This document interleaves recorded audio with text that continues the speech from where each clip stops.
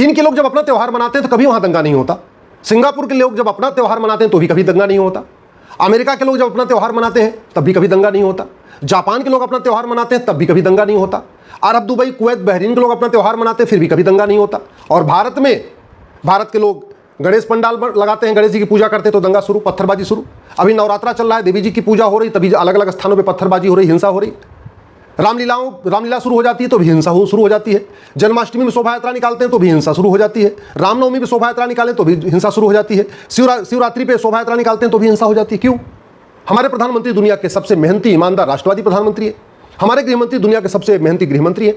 उत्तर प्रदेश के मुख्यमंत्री हमारे भारत के सबसे मेहनती और ईमानदार मुख्यमंत्री है। इसके बावजूद हर जगह दंगा हो रहा है। नवरात्रे में गांधीनगर में दंगा हो रहा है, जहां पिछले 30 वर्षों से राष्ट्रवादी सरकार है। नवरात्रे में उत्तर प्रदेश के बरेली में दंगा हो रहा है, जहां 2017 के बाद लगातार राष्ट्रवादी सरकार है और योगी जी मुख्यमंत्री है। ऐसे ही मध्य प्रदेश में भी घटनाएं हो रही हैं, महाराष्ट्र में भी घटनाएं हो रही हैं।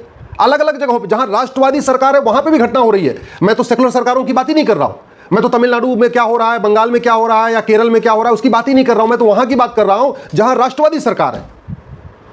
जानते हैं, डॉक्टर बदलने से बीमारी ठीक नहीं होती। मैं बहुत बार कह चुका हूं। कुछ नहीं होगा, मुख्यमंत्री बदलने से, गृहमंत्री बदलने से, कलेक्टर बदलने से, कप्तान बदलने से कोई बहुत फर्क नहीं पड़ता। और उसका लेटेस्ट उदाहरण देख लीजिए, लेह लद्दाख जल रहा है, जबकि लेह लद्दाख यूनियन टेरिटरी है, वहां की पुलिस सीधे सीधे केंद्र के अधीन है, फिर भी वहां ही हो रहा है। क्योंकि हमने न तो विदेशी फंडिंग रोका, न भारत के अंदर जो हवाला के जरिए कारोबार फंडिंग होती उसको रोका हमने, न हमने ड्रग का कारोबार रोका। सबसे ईमानदार प्रधानमंत्री, सबसे ईमानदार गृहमंत्री, सबसे मेहनती गृहमंत्री, सबसे मेहनती मुख्यमंत्री, इसके बावजूद यूपी में धर्मांतरण भी हो रहा है, लव जिहाद भी हो रहा है, ड्रग कारोबार भी हो रहा है, मानव तस्करी भी हो रही है, ह्यूमन ट्रैफिकिंग भी हो रही है और हथियारों का कारोबार भी हो रहा है। बाकी तो छोड़िए, माननीय प्रधानमंत्री जी 2014 से वाराणसी से चुन के आते हैं। बनारस में क्या कम हुआ बताइए आप? क्या बनारस में घूसखोरी, कमीशनखोरी, दलाली, कटमनी खत्म हो गई?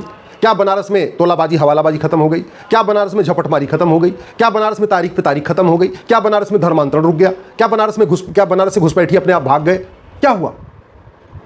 मैं बार बार हाथ जोड़ के निवेदन कर रहा हूं, नियम कानूनों को बदलिए। यूनिफॉर्म पुलिस कोड लागू करिए, पुलिस चार्टर लागू करिए। यूनिफॉर्म जुडिशियल कोड लागू करिए, जुडिशियल चार्टर लागू करिए। यूनिफॉर्म एडमिनिस्ट्रेटिव कोड लागू करिए, एडमिनिस्ट्रेटिव चार्टर लागू करिए। एजुकेशन सिस्टम को बदलिए। मुगल चले गए, अब यहाँ मदरसा नहीं चलना चाहिए, अब यहाँ भारतीय शिक्षा व्यवस्था लागू होनी चाहिए। अंग्रेज चले गए, अब मॉन्टेसरी स्कूल, मिशनरी स्कूल ये जो चल रहे हैं ना, ये बंद होने चाहिए। भारतीय शिक्षा व्यवस्था लागू होनी चाहिए। अगर भारत को सुरक्षित बनाना है तो भय बिन होय न प्रीत, इस सिद्धांत को लागू करना पड़ेगा। भारत को सुरक्षित बनाना है तो भगवान कृष्ण की नीति लागू करनी पड़ेगी, सठे साठ्यम समाचरेत। जब तक भारत में विदेशी फंडिंग आएगी एनजीओज को, तब तक भारत शांत नहीं हो सकता। जब तक भारत के एनजीओज को भारत के अंदर से फंडिंग होती रहेगी, तब तक भारत शांत नहीं हो सकता। और ये फंडिंग कराने के लिए 2010 में कानून बना था, ये कानून आज तक खत्म नहीं हुआ। कांग्रेस को सुबह से लेकर शाम तक कोसा जाता है, लेकिन कांग्रेस के द्वारा जो कानून बनाए गए, देश विरोधी कानून बनाए गए, आज तक खत्म नहीं हुए। जब तक एक भी अंग्रेजी कानून है, भारत सुरक्षित नहीं हो सकता। अभी 225 कानून चल रहे हैं। आज़ादी के बाद 50 देश विरोधी कानून बनाए गए, उसमें से एक कानून में थोड़ा सा बदलाव हुआ, वो भी खत्म नहीं हुआ। वक्फ एक्ट में बदलाव हुआ, वक्फ एक्ट खत्म नहीं हुआ। और जो बदलाव किया गया उससे जो पुरानी जमीनें, जो 40 लाख एकड़ जमीन पे कब्जा हो रहा है, वापस नहीं आएंगी। हाँ, आगे से थोड़ा रोक लगेगा, आगे से कब्जा करने पे। ऐसे ही जो अंग्रेजों ने जमीन बांटी थी चर्चेज को, मिशनरीज को, 99 साल की लीज पे, सबकी लीज पूरी हो चुकी, वो जमीन वापस नहीं ले गई। 40 लाख एकड़ जमीन पे वक्फ बोर्ड कब्जा करके बैठा हुआ है। 40 लाख एकड़ जमीन पे चर्चेज, मिशनरियां कब्जा करके बैठी हुई। उन जमीनों को वापस लेने की कोई प्रक्रिया शुरू नहीं हुई। जब प्रक्रिया नहीं शुरू हुई तो फिर रुकेगा कैसे? भारत में घुसपैठी आज भी आ रहे हैं। क्यों? क्योंकि हमारा घुसपैठ विरोधी कानून वहां घटिया है। भारत में धर्मांतरण हर राज्य में हो रहा है, चाहे यूपी हो, चाहे बिहार हो, चाहे बंगाल हो, चाहे गुजरात हो। क्यों? क्योंकि हमने धर्मांतरण के लिए केंद्र में कोई कानून बनाया नहीं। हमारे पास बीएनएस है, लेकिन उसमें एक चैप्टर लव जिहाद के ऊपर नहीं है। हमारे पास बीएनएस है, उसमें एक चैप्टर लैंड जिहाद के ऊपर नहीं है। हमारे पास बीएनएस है लेकिन उसमें एक चैप्टर जो है घुसपैठ पे है ही नहीं। तरीका यह है कि अगर जो समस्या पूरे देश में होती है उसके लिए संसद में कानून बनता है। जो समस्या केवल राज्य में होती है उसमें विधानसभा में कानून बनता है। लव जिहाद पूरे देश की समस्या है, तो एक चैप्टर बीएनएस में होना चाहिए, ऑफेंस रिलेटिंग टू लव जिहाद, आज तक नहीं डाला गया।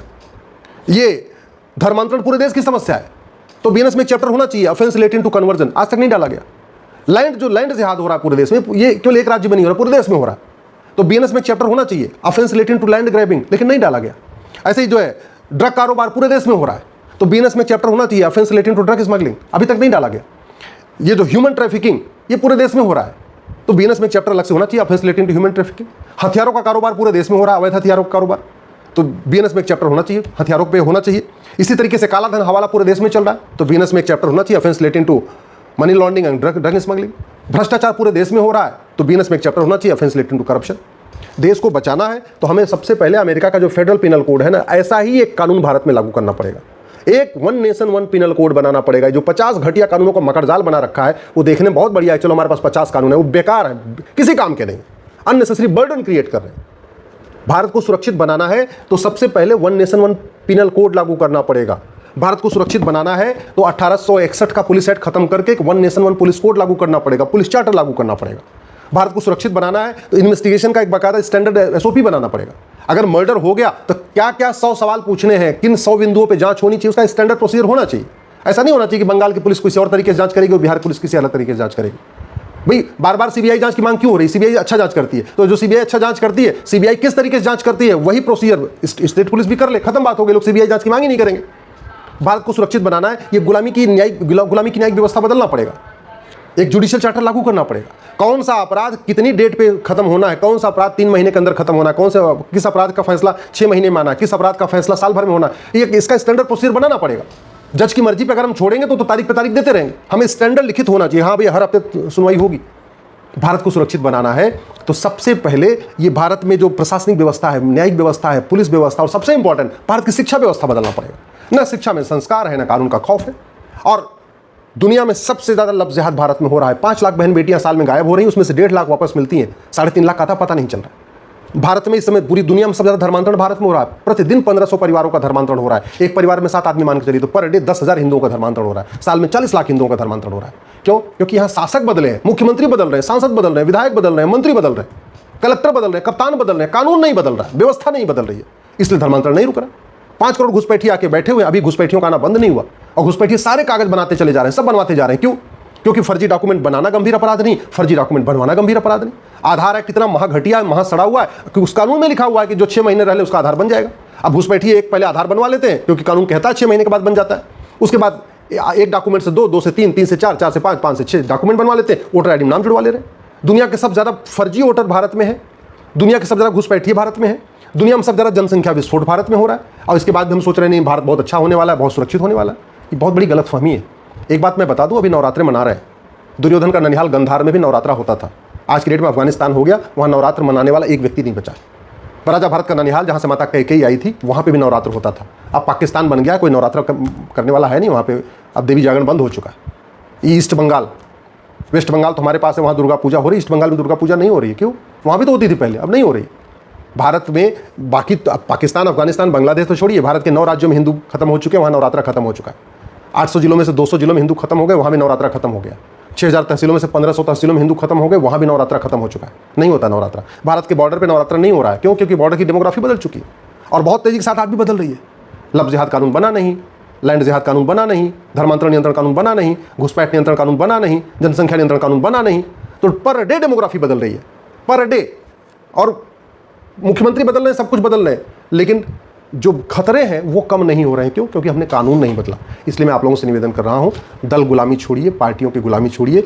ये सांसद विधायक जिनके पीछे पीछे आप घूम रहे हैं, ये पॉलिटिकल पार्टियां जिनके पीछे घूम रहे हैं, ये नेता जिनकी आप जय जयकार कर रहे हैं, ये 15-20 साल के बाद आपके बच्चों को बचाने नहीं आएंगे, आपकी ज़मीन बचाने नहीं आएंगे, आपकी बेटी को बचाने नहीं आएंगे, आपकी मकान दुकान बचाने नहीं आएंगे।